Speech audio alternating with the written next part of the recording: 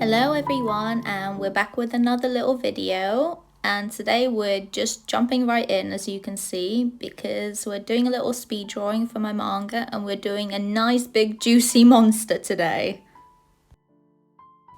On my screen you can see that I already started this drawing. That's why you can see all the layers that are hiding that I've clicked the eye off, and because I started it and I don't know, I wasn't really feeling it. At first I thought I'll just carry on because it might start to come together, but in the end it did not come together, so I just scrapped them and I turned all those layers off so they're not visible, and I just started doing the sketch again, which is what you saw from the start of this video, and I do like this one a lot better. I think the composition just works a little bit better on this version. Though why I was hesitant with this one is obviously because this is like a double page spread. So on screen it will be fine, but in print you because he's right in the center, you're gonna lose some of the details of him. So that's why at first the first version was a little bit different. The angle was different, so it'll be easier to see in print. But I just didn't like how that one was looking, so we're just going with this one. And anyways, he's big. We're gonna see more of him anyways. And I don't think a crazy amount would be lost anyways. So it shouldn't be too much of a problem. He's very round, so it's not like there's any crucial details that will be missing in the gutter. So that's what you're gonna see me working on in the background. And I think I just kind of want to talk about I haven't really spoken about my manga, what it's actually about, since I think I did that mainly in the first video I posted, my first vlog of making my manga, which I described more of it then, but I haven't really done that recently, so I think I'm gonna talk about it now. For my story, the logline is: a boy living in a post-apocalyptic London where angels fell to earth is made something more than human and joins a small group of Nephilim in their area that helps keep this place safe, but he starts to be confronted by something or someone who he thought was a part of his past. And that basically also is the blurb on my first volume, since I thought it fit the first volume as well, and just the general outline of the story. Obviously, as the story develops, we're going to get more into the nitty and gritty of the actual story and developments, but that is the basic logline without any spoilers or anything like that. And it is predominantly a horror genre, but also action. Now, for me personally, I think horror is the best genre. Horror thrillers, any psychological thrillers, anything like that, I love it. So obviously my story is like that as well. And when it comes to the theme of the angels being the monsters, I think the large obvious inspiration's got to be Evangelion. I love that stuff. I can't remember what age I watched the film, the end of Evangelion, but I remember the second half of that film, I couldn't look away. I don't know what it did to me. I can't remember how old I was when I watched it, but yeah, it just stuck with me. And just that idea of angels as monsters.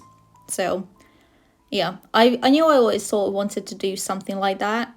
So it's finally come to life in my story here as well.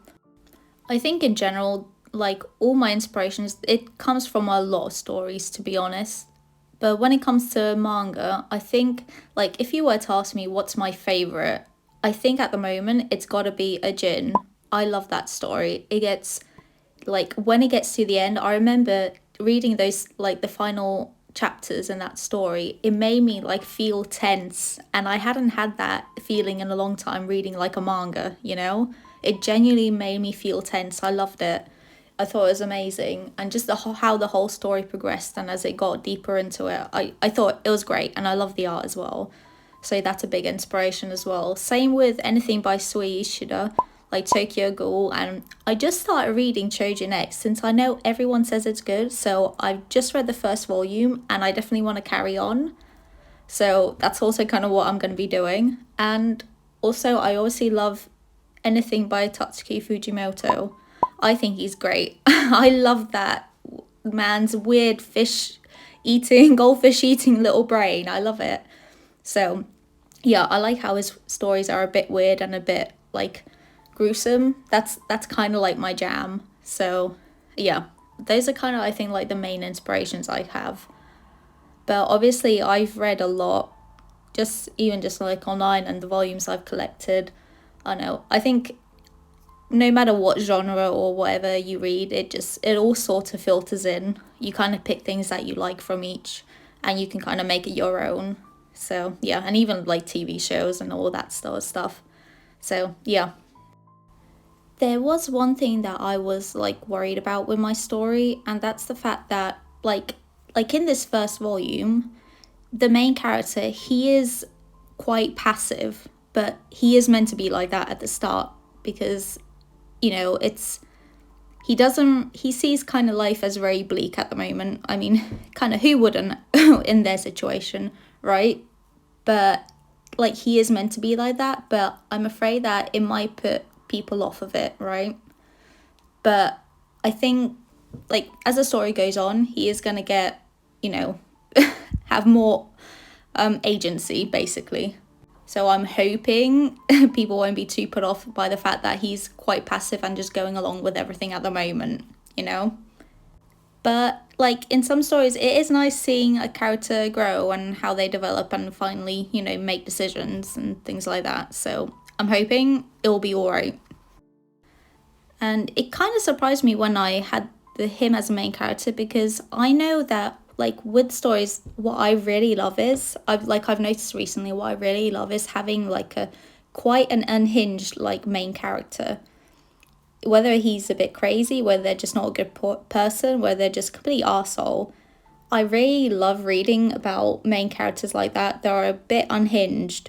So when I first created my story, I did like, it's not like I had a character specifically in mind. I kind of wanted to see how the vibe of the story is and sort of develop it from that. And like that sort of unhinged character for this story, it didn't feel right to me. So that's why he started off as being quite, you know, passive and just going along with things. He will develop a bit further along. And yeah.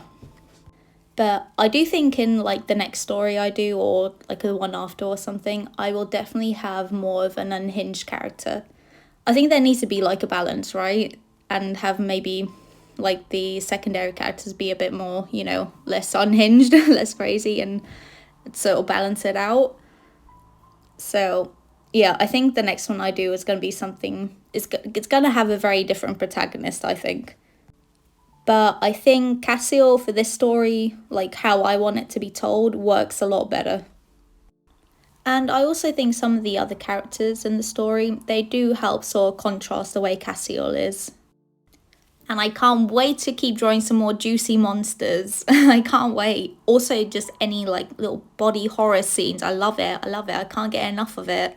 So yeah, I'm excited for all that. Now watching me drawing this little monster back, I had so much fun drawing this, though it took me a while to like figure the like little composition out.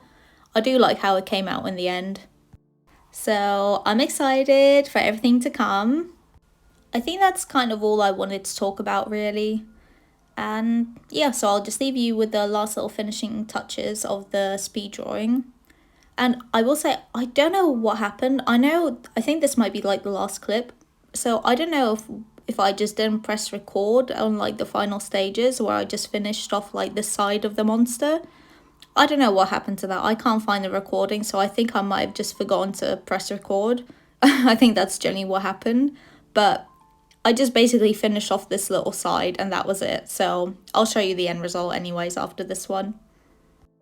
So that's all, and I'll see you guys next time. Bye bye.